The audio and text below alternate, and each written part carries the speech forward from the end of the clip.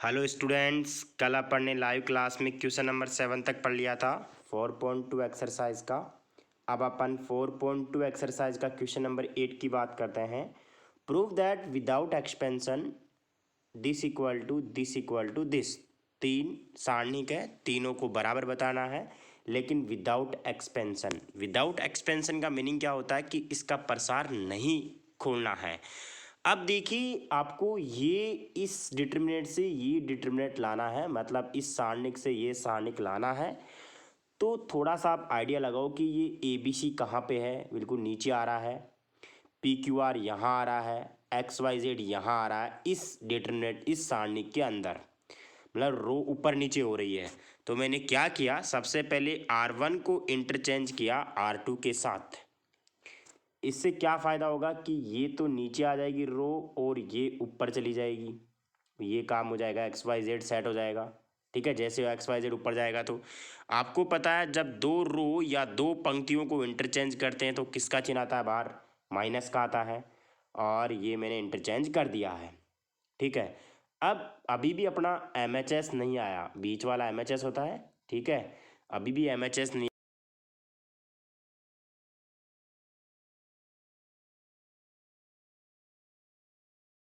और नीचे लाना पड़ेगा।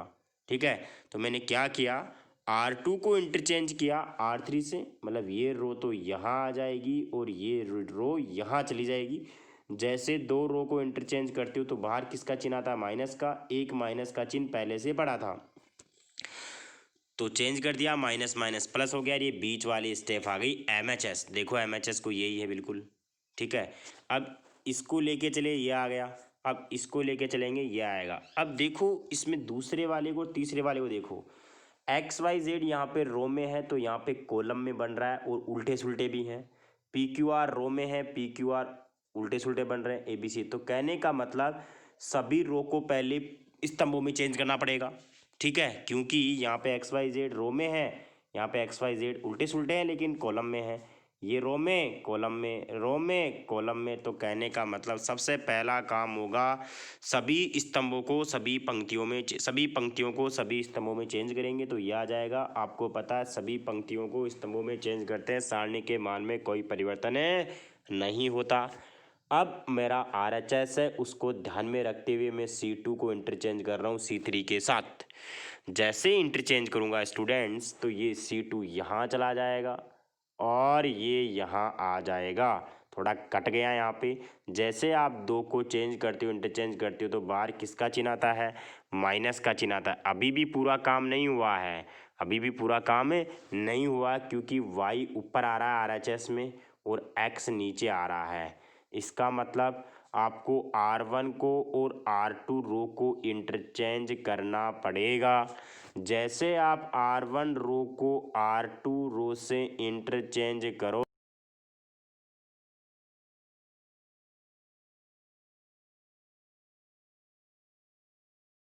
माइनस माइनस प्लस और आपका आर एच एस आ गया। अतः एल एच एस बराबर एम एच एस बराबर R H S. Question number 10वां देखिएगा। 1 का स्क्वायर, 2 का स्क्वायर, 3 का स्क्वायर, सभी स्क्वायर दे रहे हैं। इसका सारणिक का मान ज्ञात करना है। तो माना डेल बराबर, ये डेल मान लिया, सारणिक मान लिया, सबके स्क्वायर खोल दी तो 1 का स्क्वायर 1, 4, 9, 4, 9, 16, 9, 16, 25 ये आ गया। अब देखिएगा, वैसे तो अपन मैक्सिमम क्वेश्चनों में देखिए, वैसे तो अपन R2 माइनस R1 ऑपरेशन लगाते हैं, R3 माइनस R1 ऑपरेशन लगाते हैं। लेकिन ये तब होता है, ये क्यों लगाते हैं, क्योंकि जीरो लाने के लिए, जीरो बनाने के लिए, अवयवों के मान को कम करने के लिए। लेकिन यहाँ पे अगर R2 में से आप R1 को माइनस करोगे तो जीरो नहीं बनेगा। R3 में से R1 को माइनस करोगे जीरो नहीं बनेगा। तो मैंने क्या ऑपरेशन लगाया, R1 में मैंने, सॉरी R2 में मैंने ऑपरेशन लगाया R2 माइनस 4R1, मतलब पहली रो को 4 से गुणा करोगे तो पहली रो के अवयव क्या हो जाएंगे, 4, 16, 36, और दूसरी रो के क्या है, 4, 9, 16। अब इससे फ़ायदा क्या होगा, 4 में से 4 गया तो ये जीरो आ गया। 9 में से 16 गया तो माइनस का 7 आ गया, 16 में से 36 गया तो माइनस का 20 आ गया। कहने का मतलब जीरो बन गया, और अपना टारगेट ही यही होता है कि जीरो बनाओ।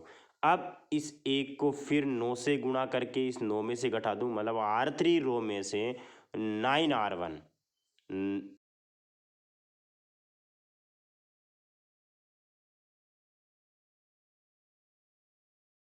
तो क्या है तीसरी रो, देखो ये तीसरी रो 9 16 25, 9 में से 9 गया तो जीरो आएगा, 16 में से 36 गया तो माइनस का 20, 25 में से 81 गया तो माइनस का 56। अब दो जीरो बन गए, जैसे दो जीरो बन गए, जैसे दो जीरो बन गए, उसी जिसमें ज़्यादा जीरो हो उस स्तंभ या पंक्ति के सापेक्षी सारणी का मान सोल्व करते हैं। यहाँ पे दो जीरो हैं तो इस स्तंभ के सापेक्ष ही सोल्व करेंगे। तो ये आपका 1 है, मैंने 1 यहाँ पे लिख दिया है।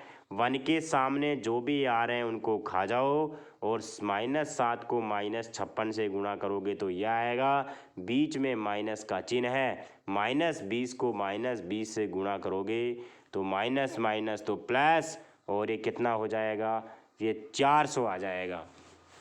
माइनस माइनस प्लस, और 20 को 20 से गुणा करके 50, सोल्व करने के बाद माइनस का 8 आ गया। अब 9वां प्रश्न देखो आप, मैंने 9वां बीच में छोड़ दिया, 9वां अब देखो। आपको सिद्ध करना है कि ये बराबर ये होना चाहिए, मैंने LHS को लिख दिया। अब वैसे तो आप ऑपरेशन लगाते हो R2 माइनस R1 और R3 माइनस R1। आपको मैं बता देता हूँ ये यहाँ पे काम नहीं करेगा। ये कब लगाते हैं कि कम हो जाए या जीरो बन जाए, ये दोनों कब लगाते हैं, कम हो जाए मान या जीरो बन जाए। यहाँ पे अगर R2 में से R1 को माइनस करोगे तो C से C तो कट जाएगा, लेकिन A माइनस B आ जाएगा। पहले तो C प्लस A था, अब A माइनस B बच गया, कम भी हुआ और बढ़ भी गया। अगले में B से B कट जाएगा, C माइनस A बच जाएगा, कम भी हुआ।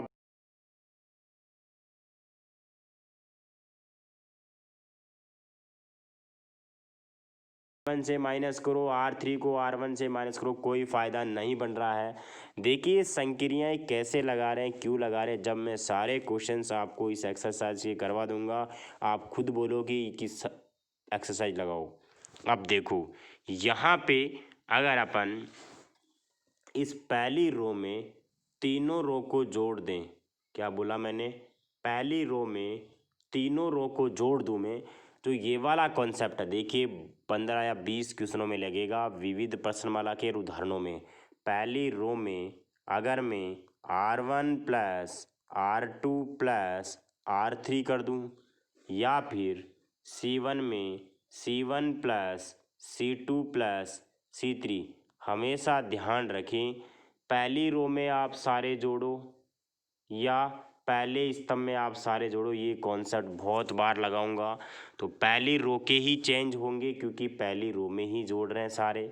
तो पहली रो के देखो, इन तीनों को जोड़ो तो 2 बार 2A आएगा, 2 बार B आएगा, 2 बार C, इन तीनों को जोड़ो 2A 2B 2C, इन तीनों को जोड़ो ABC, ठीक है। और दूसरी रो तीसरी रो में कोई चेंज नहीं होगा, इसमें 2 कॉमन, इसमें 2 कॉमन, ठीक है। किसमें कॉमन आया, 2, इस सॉरी इसमें 2 कॉमन आ गया, इसमें 2 कॉमन आ गया, ये आ गया। अब इस रो में A plus B plus C दिख रहा है आपको, इस रो में A plus B plus C common आ रहा है, वो मैंने बाहर ले लिया है। सारणिक में किसी भी पंक्ति या स्तंभ से कोई संख्या कॉमन आती है तो कॉमन ले सकते हैं।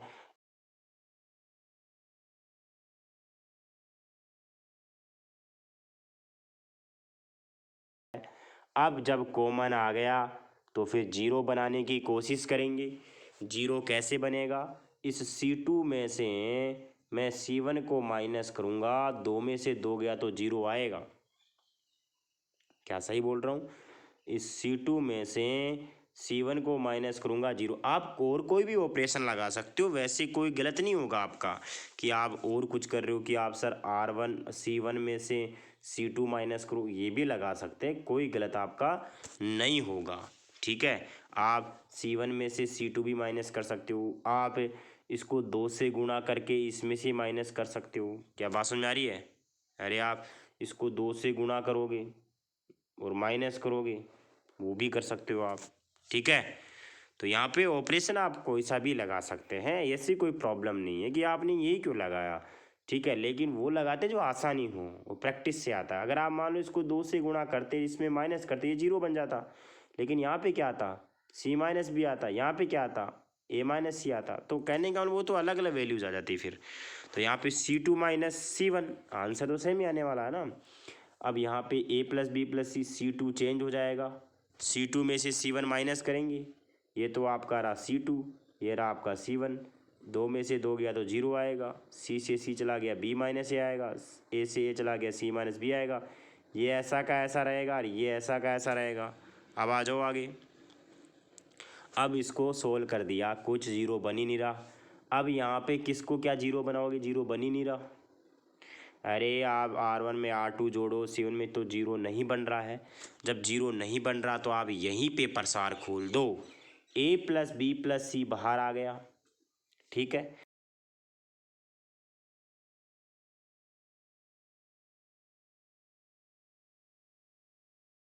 1 1 नंबर का वो प्लस होता है। ठीक है, तो 2 के सामने जो भी आ रहे हैं उनको खा जाओ। B माइनस A को C से गुणा कर दिया, माइनस C माइनस B को B से गुणा कर दिया। अब पहला रो का पहले एलिमेंट का काम हो गया। दूसरा एलिमेंट कौन से नंबर का होता है, A12 नंबर का होता है, और वो माइनस के साथ आएगा। 0 है तो माइनस का 0। आप फिर 0 को किसी देखो, इस 0 के सामने जो भी आएंगे इनको इससे गुणा करोगे, इससे गुणा करोगे, गुणा करने के बाद अरे आपको पता है कि 0 के सामने वाले को आप खाओगे, 0 तो आ ही गया, तो इसको इससे गुणा करोगे, इसको इससे गुणा करके माइनस करोगे, फिर बाद में इस 0 से मल्टीप्लाई करोगे तो सारा क्या हो जाएगा, 0 हो जाएगा। क्या मैं सही बोल रहा हूँ क्या? अरे जब 0 आ गया तो वो सारा ही अंदर वाला क्या हो जाएगा, मल्टीप्लाई होते ही 0 आ जाएगा। समझ में आ रहा है? अब ये 1 है, 1 ये आपका ये रहा। अरे मैं समझ में आ रहा मैं क्या बोल रहा हूँ? अरे 0 बाहर है, 0 बाहर है, और अंदर आप कुछ भी लिखोगे, आप इसको सोल्व करोगे, सोल्व करने के बाद 0 से वापस मल्टीप्लाई करोगे तो 0 ही तो आएगा। तो मैंने डायरेक्ट 0 ही लिख दिया है। आगे देखो, प्लस का 1 है, क्योंकि ये प्लस, ये माइनस और ये प्लस, इसके सामने वो गए और बाकी को लिख दिया। इसको सोल्व करने के बाद जो वैल्यू आएगी वो ये वाली आएगी, A plus B plus C, A square B square C square minus AB minus BC minus का CA। आपको ध्यान में होगा 11th क्लास में इसकी वैल्यू क्या होती है, A cube plus B cube plus C cube minus 3ABC। ये 10th क्लास में भी 1 2 क्वेश्चनों में काम में आया था, और 11th क्लास में भी 2 3 क्वेश्चन, मतलब कुछ क्वेश्चनों में काम आता है ये। तो ये स्टेप RHS आ गया। अब 11 वाला क्वेश्चन, यदि ओमेगा इकाई का घनमूल हो तो सारणी का मान ज्ञात कीजिएगा। अब ये आपके पास सारणी के माना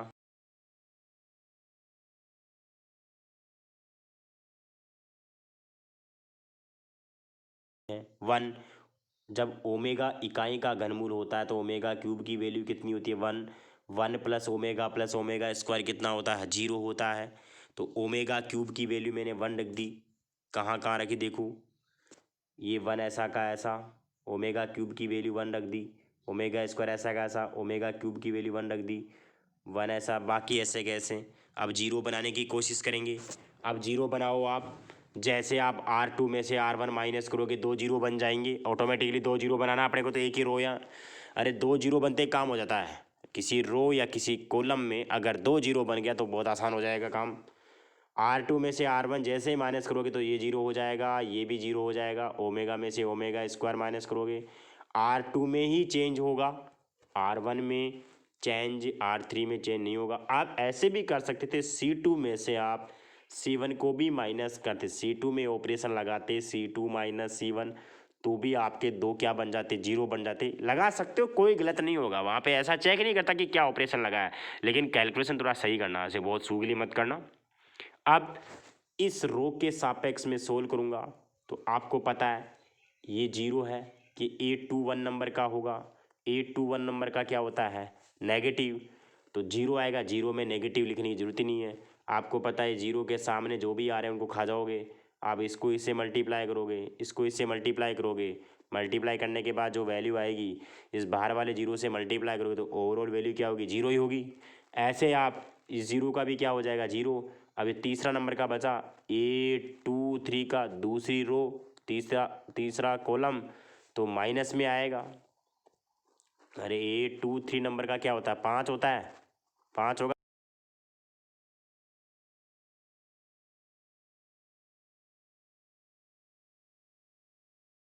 अब ये तो बाहर था, ये आ गया। अब इसको अंदर मल्टीप्लाई किया, मल्टीप्लाई करने के बाद देखो आपको पता है कि ओमेगा स्क्वायर ऐसा कैसा, ओमेगा क्यूब की वैल्यू 1, ओमेगा क्यूब की वैल्यू 1, ओमेगा की पावर 4। ओमेगा की पावर 4 को क्या लिखूंगा मैं, ओमेगा इंटू ओमेगा क्यूब, तो कितना हो जाएगा, ये ओमेगा इंटू 1, तो क्या बचेगा, ये ओमेगा ही बचेगा। तो ये आ गया।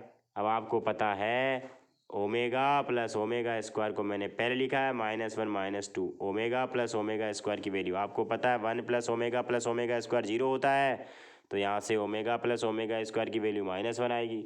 सोल्व करने के बाद 3 आएगा। अब आप देखो क्वेश्चन नंबर 12 में आपको ये प्रूफ करना है। अच्छा क्वेश्चन है, इंपॉर्टेंट क्वेश्चन, एग्जाम में आया हुआ भी क्वेश्चन है, ठीक है। तो यहाँ पे आप ऑपरेशन लगाओगे, R2 में से R1 माइनस करोगे, R3 में से R1 माइनस करोगे तो ये तो काम होगा ही नहीं। अगर आप सेकंड रो में से फर्स्ट रो को माइनस करो, थर्ड में से फर्स्ट को, तो कोई फ़र्क नहीं पड़ेगा। दूसरे कॉलम में से फर्स्ट कॉलम को, तीसरे कॉलम में से फर्स्ट कॉलम को, तो भी कोई फ़र्क नहीं पड़ेगा। आपको पता है जब ये नहीं होता तो एक सबसे सीधा जुगाड़ होता है, तीनों रो को जोड़ दो या तीनों कॉलम को जोड़ दो। देखिए स्टूडेंट्स, सीधा देसी जुगाड़ की ये कॉन्सेप्ट बहुत किसरों में काम आएगा। आपको कुछ सतुना नहीं बैठता तो यही काम कर दिया करो आप। अरे क्वेश्चन में कुछ दिखता ही नहीं है, समझ में नहीं आ रहा माइनस करने से, पहले तो इसमें चेक किया करो R2 minus R1, R3 minus R1, C2 minus C1, check किया करो कुछ जीरो बन रहा है क्या। अरे जीरो नहीं बन रहा तो क्या करेंगे अपन, तीनों रो को या तीनों कॉलम को जोड़ दो। तीनों रो को जोड़ेंगे तो 2a² plus 2ab, 2b² plus 2bc, 2c² 2ac, आ गया कुछ थोड़ा बहुत। इसमें 2a कॉमन आ रहा है, इसमें 2b कॉमन आ रहा है, इसमें 2c कॉमन आ रहा है, तो 2a 2b 2c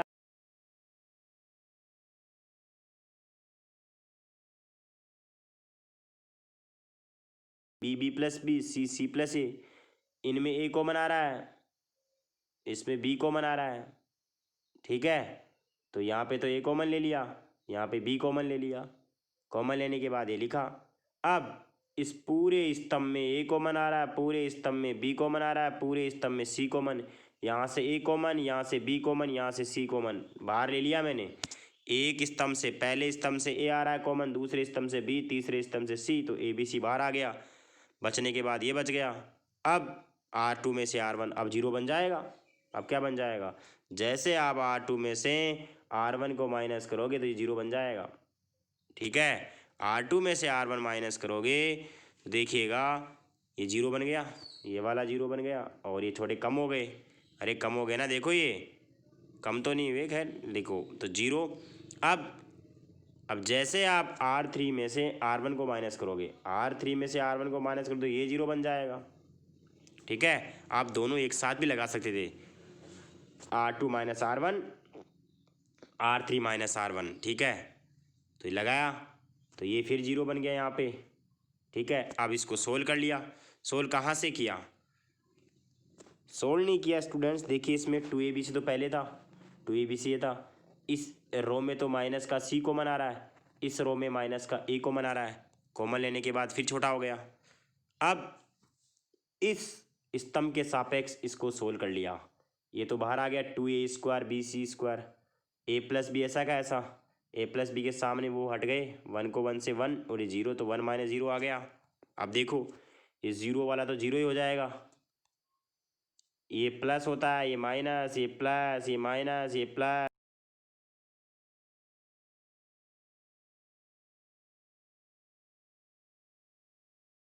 1 नंबर का है, 3 और 1 को ऐड करो 4, 4 सम संख्या होती है, तो वैसे ही प्लस का रहेगा। इसके सामने जो भी आ रहे हैं इनको खा जाओ, b प्लस सी माइनस सी प्लस ए। सोल्व करने के बाद रिजल्ट क्या आएगा, 4a² b² c², ये आपका LHS बराबर RHS। देखिए स्टूडेंट्स, आप लोग थर्ड चैप्टर के टेस्ट के लिए तैयारी कर दें, मैं आपके थर्ड चैप्टर का टेस्ट लूँगा, 4 चैप्टर का 4.2 एक्सरसाइज का एक क्वेश्चन बचा है, उसके बाद विविध और एग्जाम्पल जो सबसे ज़्यादा इंपॉर्टेंट है। जितना पढ़ा है उतना काम कीजिएगा। कल से आपकी लाइव क्लास होगी। लाइव क्लास में सब लोग, आप लोग जिसकी लाइव क्लास अगर कंटिन्यू चले अच्छी बात है, जिसकी लाइव क्लास कंटिन्यू नहीं चल रही है आप मैसेज के थ्रू मेरे को प्रॉब्लम बताओगे कि मेरी लाइव क्लास क्यों नहीं चल रही। ठीक है, आज ही बताओगे, मैं कल से लाइव क्लास लूँगा आपकी। Thank you.